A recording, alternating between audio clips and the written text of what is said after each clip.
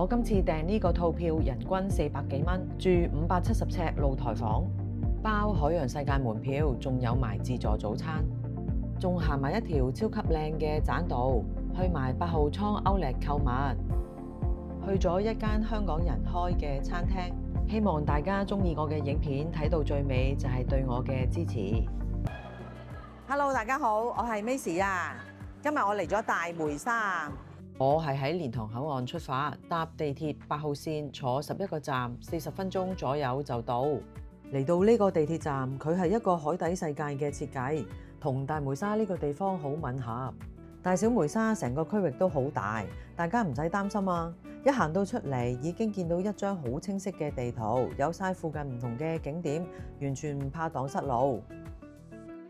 去酒店最近嘅出口係 C 出口。一出到嚟地鐵站，個感覺係好舒服，即刻好有度假嘅感覺。跟住就向前行7-8分鐘左右，就去到我哋今晚入住嘅大梅沙京基海灣酒店。行咗幾分鐘就到酒店啦，因為今次海洋世界門票要入住當天使用。而家我哋放低咗行李，就要去打滴滴過去小梅沙嘅海洋世界。坐咗幾分鐘車，好快就到。一嚟到即刻去票務處換領門票，提提大家記得帶酒店入住嘅憑證，同埋所有入場人士嘅證件啊，因為呢度係要實名登記換領門票。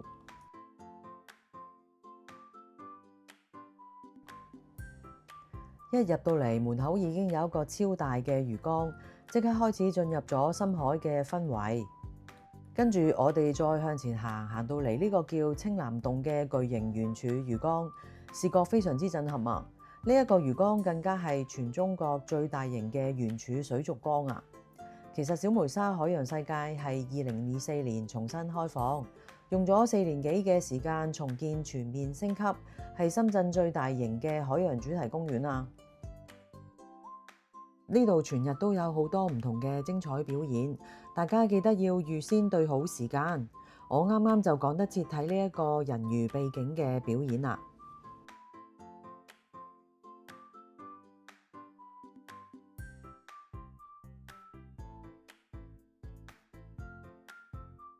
睇完表演之後，我哋繼續去睇其他動物。呢度有好多唔同而好珍貴嘅極地動物。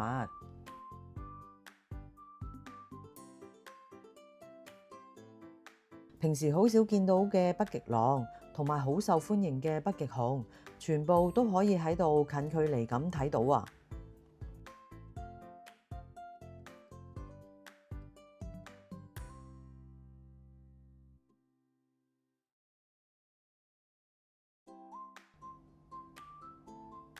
跟住我就嚟到白鯨館，一嚟到就見到呢2條白鯨嘅體型，足足有成3米長啊！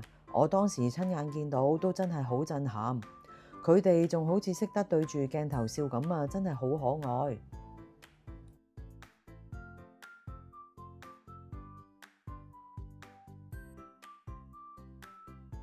去到唔同嘅展區都有好珍貴嘅熱帶魚類，跟住又見到呢幾隻超可愛嘅水獺，同埋好大隻嘅海龜，同埋其他海洋生物啊！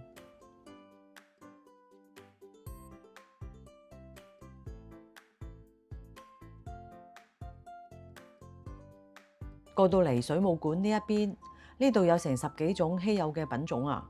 配合變色嘅燈光都變得好夢幻，都見到好多人同佢哋打卡啦。呢一張門票仲可以3點後入埋小梅沙海濱樂園玩2個地方㗎。過到嚟直接購買門票，港幣約成人260蚊，小童係162蚊。相關嘅資料我會放喺資訊欄。雖然呢度唔算係超級大，但係都足夠我哋消磨2-3個鐘頭。套票包埋呢一張門票，我都係覺得好抵玩啊！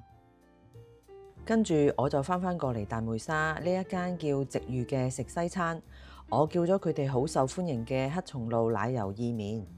咁啊，頭先食完佢個意粉咧，我就覺得佢個意粉咧嗰個硬度都幾適中喎，因為佢就唔係話太辣。我自己本身咧就中意食啲有彈性嘅意粉啦。佢有黑松露醬啦、奶油啦同埋芝士喺裏邊嘅。佢嘅個汁方面都好濃郁嘅。咁啊，用配料方面咧係會有呢個蘑菇啦同埋煙肉嘅。咁成個感覺食落去咧個味係偏鹹少少，但係佢又好有鹹香味㗎。咁啊，大家可以過嚟呢度試下。如果大家中意食意粉嘅話，食完份量十足嘅意粉之後，我仲叫埋佢哋人氣嘅紐約芝士蛋糕。食落去口感真係幾滑，芝士味係幾香濃，甜度都好適中，我都覺得幾好食。食完嘢之後，我仲同老闆娘傾咗幾句，原來佢哋係香港人，聽得出佢好有誠意做每一個餸菜。佢哋唔會做預製菜，所有嘅披薩、意粉同埋其他嘅食物係即叫即做，所以成日都好多唔同嘅外國人同埋香港人過嚟。今日呢一餐總共食咗100蚊左右。我就覺得性價比幾高啦，味道都唔錯，唔知大家過到嚟又會唔會過嚟試下？記得留言話俾我知啊！食飽飽一出餐廳，隔離就已經係8號倉Outlet。其實呢度就係喺我哋今晚住嘅酒店後面，行過嚟都真係超方便啊！成個Outlet都係歐式風情嘅設計，都好似去咗歐洲咁啊！又見到我哋熟悉嘅唔同品牌。中間仲有一個好大嘅湖泊，行起嚟都係好舒服。喺度購物之餘，又可以喺度休息下、散下步。喺地鐵站一出嚟嘅側邊，已經係一個非常之大、海岸線好長嘅沙灘，過嚟玩都好方便啊！入夜之後，亦都有呢一條好熱鬧嘅夜市街。有唔同嘅餐廳開滿晒小食檔，亦都可以過嚟飲返杯啤酒啊！另外喺沙灘嗰邊係有一條超級靚嘅棧道，夜晚係開滿晒 LED 燈㗎。我當時行嘅時候係吹住微微嘅海風，我覺得真係好舒服。大家又會唔會同另外一半過嚟呢度行下、散下步、吹下海風？跟住我哋即刻返到嚟酒店做酒店房間開箱。我哋今晚住嘅係2樓，係 A206號房。一入到嚟，第一個感覺就係覺得呢間房真係好大、好闊咯。即係帶大家睇下入面嘅佈置。入門口右手邊就係一個好闊落嘅衣帽間，係呈 L 型設計。擺放大件嘅行李都綽綽有餘，配備嘅用品都好齊全，有出外嘅雨遮、入好袋嘅浴袍、擦鞋嘅工具，連風筒亦都擺放好啊！有一次性嘅拖鞋，連埋去泳池嘅拖鞋都準備好啊！又有提供咗夾萬。過到嚟呢一邊，洗手間嘅部分座廁同埋淋浴間都係採取乾濕分離嘅設計，又帶有蓮蓬頭嘅花灑，洗頭水、護髮素、沐浴露都有齊。呢度嘅浴室配置埋有大浴缸，記得問房務部取一次性嘅膠膜啊！房務部嘅職員仲好貼心提醒我有一次性嘅浴鹽提供啊！洗手間台面嘅設計係同茶水間共用。已經擺放好唔同嘅毛巾、浴巾。一次性嘅用品方面係預備咗牙膏、牙刷套裝同埋一把梳，亦都擺放咗4支嘅蒸餾水。茶水間就喺另外嘅一邊，配備都好齊全，有唔同嘅茶包同埋咖啡。雪櫃裏邊仲有幾支飲品啊！衣帽間同洗手間都係採用咗趟門嘅設計，拉埋道門就可以保持到私隱度。行返過嚟呢一邊係非常之寬闊嘅房間，整間房有成570尺咁大，連露台。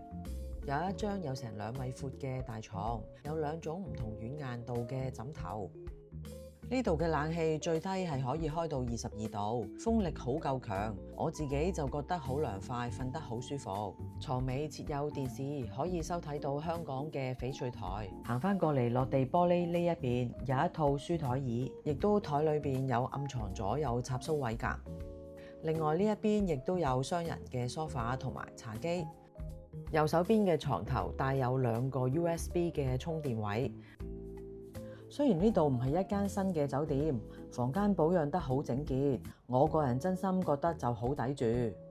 我喺 Klook 訂嘅時候，平日係930蚊，成景房連露台加2張海洋世界門券，連2位自助早餐。不過而家正值係暑假嘅旺季，都要留意翻唔同時節嘅價錢浮動。各位早晨啊，即刻補翻露台外面嘅景觀俾大家睇下。露台都算幾大，景觀係望室外嘅泳池，都算幾開揚。跟住落1樓大堂餐廳睇下今朝自助早餐有啲咩食。一入到嚟就見到有幾款嘅水果，有多款嘅沙律菜，有幾款唔同嘅凍肉同埋唔同口味嘅芝士啊，又有大人同小朋友都中意嘅乳酪同埋穀物類早餐。跟住隔離仲有10幾款唔同嘅麵包同埋西餅。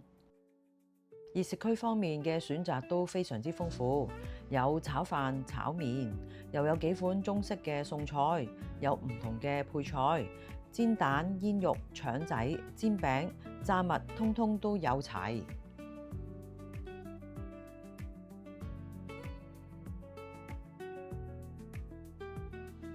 幾款嘅粥品類同埋現場即煮嘅湯麵就梗係唔少得啦。仲有埋多款嘅蒸包同埋腸粉啊！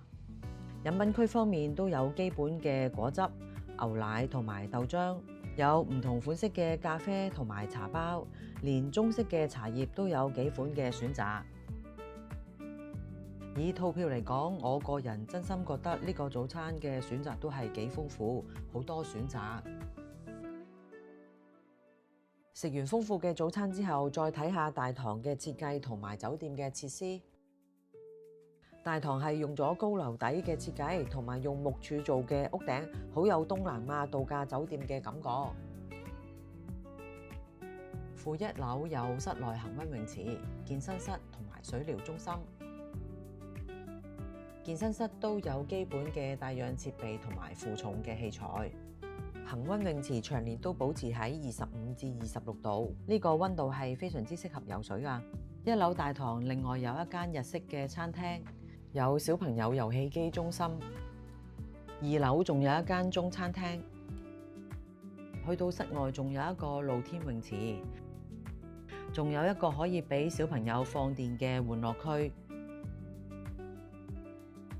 仲有埋便利店，真係超方便。